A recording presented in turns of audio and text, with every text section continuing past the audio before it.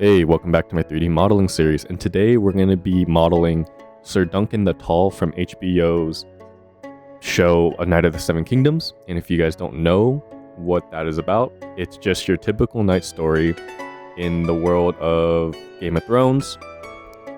And from a regular guy's perspective, You are a regular guy. You can enter a space. You are a regular guy. You can enter a room. You are a regular guy. You can do that transaction. You are a regular guy. You know how to answer the phone. it's your typical honor-bound, knight show that you would think. You don't see a lot of those anymore. It's very just straightforward of just action, bravery, not really action hero, but just your typical fantasy. And it's really, really fun. If you haven't watched it, go watch it. I'm not going to spoil it here. It's really good. Go watch it. Anyways, so today we're just going to be 3D modeling Sir Duncan the Tall again. So where I started with, is started blocking out his feet, the main features. He's got to have a wide build, and I use this art reference I got from Pinterest. He's got to have a wide build, wide shoulders, I think. I try to use as much of the reference as I can, and it's going to be stylized. And I didn't want it to be too realistic because, I don't know, I didn't want to do that. So I started with his chest, and then moved down to his groin area and the abdominals, and then I think I went over to the arms and the legs. And then I remember the last parts were going to be either the hands or the feet. And then I was going to move everything over to Nomad Sculpt or on my iPad, where I have a better control over the sculpting process, and then import it back into Blender. Yeah, and then I imported it back and then just redid the proportions. But, they say that the block out is the most important step. Not the most important, but a critically important step throughout this whole process, just because, this is where you get a lot of the proportions and the shape and silhouette of the character.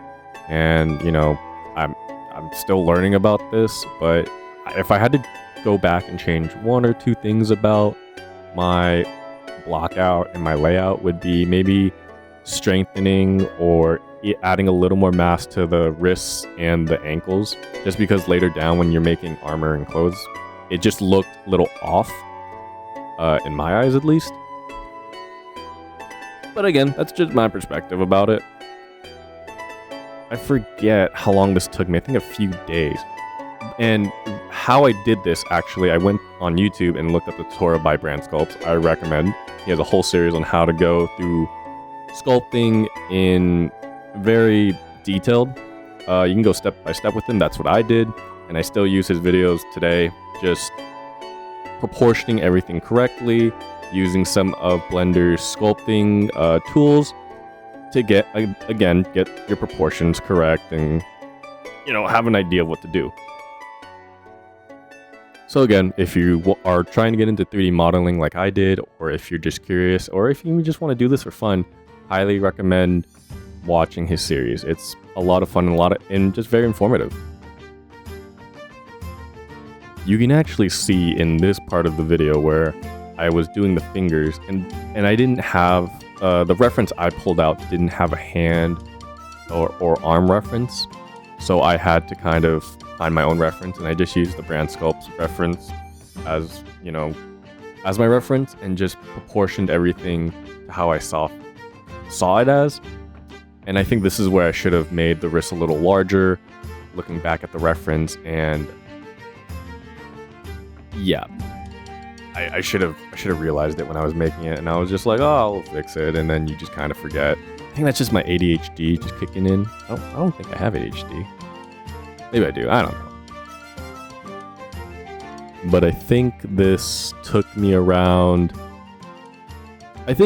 whole afternoon, or at least a day, to do the block out and do the sculpting a little bit. And then during my even more free time, when I was more mobile with my iPad, I was able to just kind of sculpt as I did everyday work, on my weekends and stuff.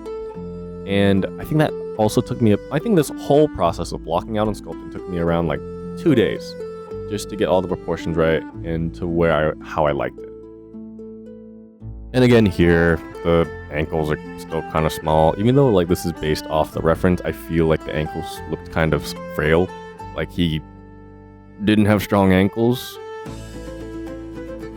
Again, that's just my perspective, but I should have made him bigger. But that's okay. And to be honest, this is literally my second humanoid model. I preferably don't like making humanoids. I don't know. That's just how I function. I don't really like doing them. But I think it's just something out of my comfort zone and something I really wanted to just kind of push myself doing. And yeah, I think I think through this, up to this point, I was really satisfied in where it was coming along, and I was like, oh, you know what? Pretty good. Also, this is your reminder to always save.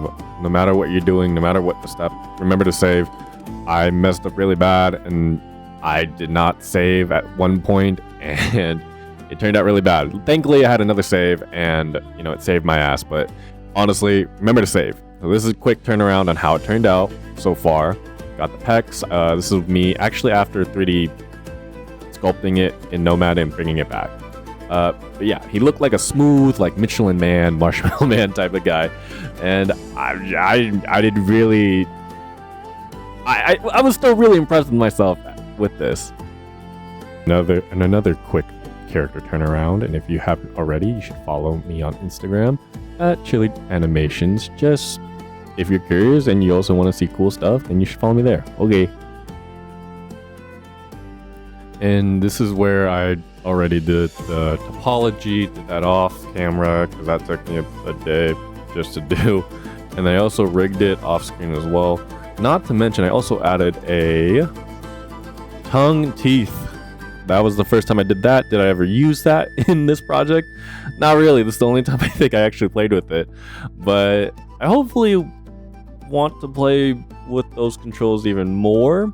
But we will see. That was really fun, but also challenging at the same time because it also didn't rig right. Also, this is where I also did a light modeling for the armor, the chainmail, and the bracers, which were very simple to do. I didn't do anything too complex, nor added anything. Ooh, excuse me.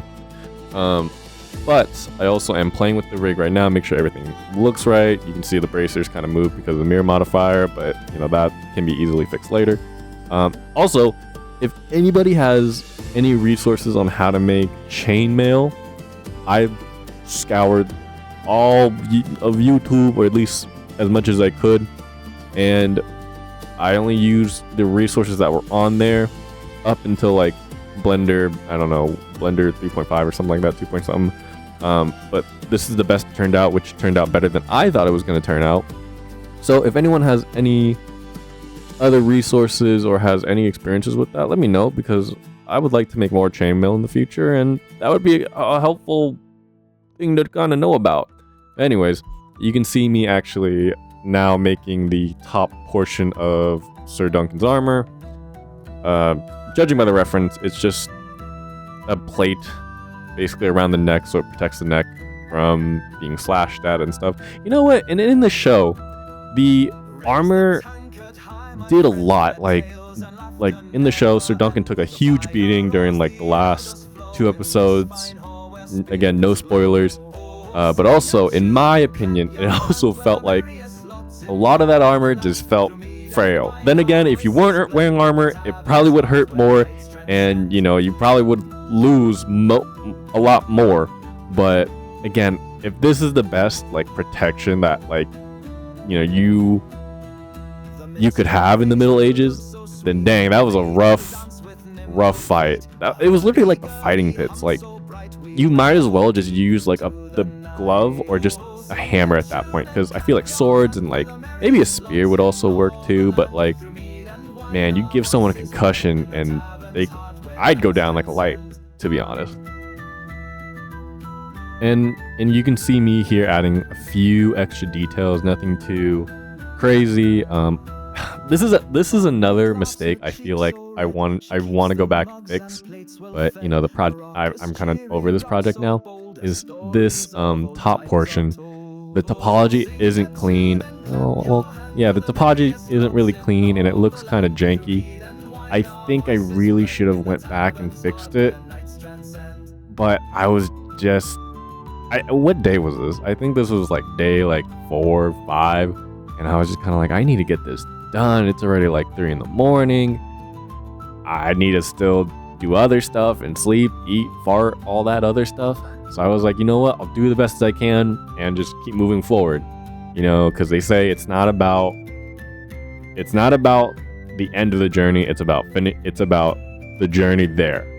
And honestly, I've been seeing a lot of posts on Instagram lately where it says like, oh, just make it and then make it look clean later. As long as it exists first, you can always make it clean later, which is very inspiring. But also, I was like, Jesus, this ain't looking so good. And again, here it is, the chainmail. I forgot to add more loop cuts to cover up more of the under of it, the skin part where I think this was like a mask or a face. And I didn't want to make the links too much more larger, just because it would have looked a little weird. I was experimenting a little bit with the sizes, and I think some of the way I did the change also, I would go back. There's a lot of things I'd go back in this model and change, but you know, then again, like, this is only my second like real humanoid model, and again, I am very proud on how it turned out. Also, fun fact, if you didn't know what this piece of the armor is called, where it's just a piece of like cloth, a thick cloth over the armor, it's called a surcoat. If anyone is curious on what that's called. Just a fun fact. I didn't know what it was called either. Just thought I'd share that. Actually, you know what? Circling back into the show, this is a light spoiler. So if you don't want to hear it, you know, click away. Maybe like another like 5 minutes ahead. It's not going to take too long. It's about the armor that the prince was wearing during the fight, and where Duncan kind of used the handle of his sword and like got him right in between the groin, like right around his nuts. That's where I was also like, man, armor is kind of paper thin. Then again, you would lose more if you weren't wearing the armor. But dang, it felt like wearing armor really didn't do too much. Again, that's just my side tangent. But yeah, okay, I'll stop. Yeah, so back to the modeling aspect.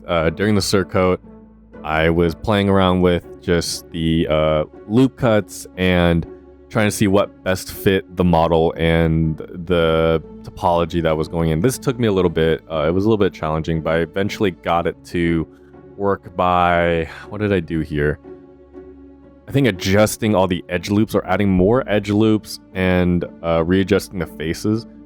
Oh, no. I remember what happened. I was sculpting, and I cut out all the faces, and I just began adding more faces, more topology, and then pulled everything together. And then I covered it with the belt. And then I think after, I was done smoothing out and adjusting the surcoat, I started modeling the belt afterwards. Yeah. You know what? In hindsight, if you want to do something similar to this, and I think the next time I do something similar to where there's 2 separate pieces that look like this, like the surcoat and the top collar armor, I think I should have just made everything into one mesh, just so I didn't have so many like individual parts kind of on their own. I should have just added more. I should have just what's the word? I should have started from the base of the neck of the armor, and then just added more mesh, and then pull everything down against the body, and then maybe add a solidified modifier to make it look more draped. I am happy how it turned out, but yeah, this is just me reflecting on it. And then again, you always try and save and then play with the model some more. Make sure that you are, when you model things, make sure it's the way you like it, and adjust the size. But how I did it was, if something was clipping through something, I'd bring that individual piece into the sculpting tab and just either inflate or deflate it to better adjust to whatever I'm doing or whatever the action was in that moment in time. And actually the belt, I was doing a different technique with this one. If you go back to like brand sculpts around like episode, I want to say like when he's working on the teeth, he uses edge loops. Then what does he do? Bevel it. He bevels them to have 3 sections, and then you use the middle section, and then you scale it downward, and it kind of adds this like more tight section, almost like knotted rope. And that was the look I was really going for with that. So I don't know, you might see it really quick here, but if that's something that you're interested in, or if you want to get like this tight knotted feeling, almost like your teeth, where it's like you can see the gaps between each thing, but it's super tight still, recommend doing that.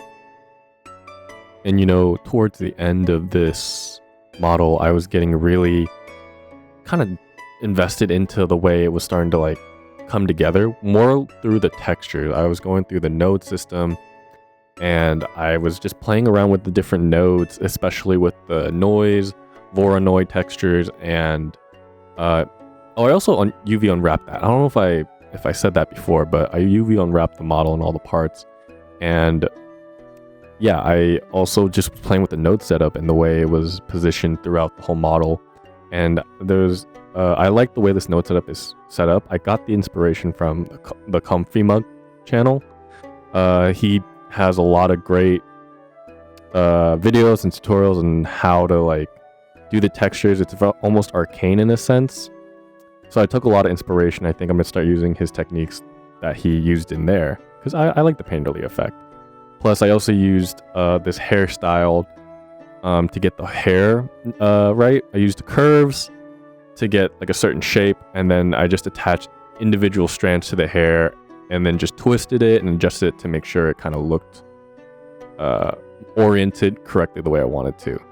I mean, back to Comfy Mug, honestly, the skin and the hair and pretty much the whole painterly thing, it was really beautiful. I really liked it. And again, it was just great. I mean, the hair too, I also used another hair setup, and it gave me this like cool wavy effect, and it would just look so good. And yeah, this is the character turnaround. I did several different poses, played with it. You'll see it glitching at some places. That's totally okay. And I also made this really bad animation for it. I was just playing around with animating and it didn't look good. And then I made a second one, and this one actually turned out. And honestly, if you enjoyed, you know, drop a like, comment, subscribe, or catch me on everything else. Okay, that's it. Bye.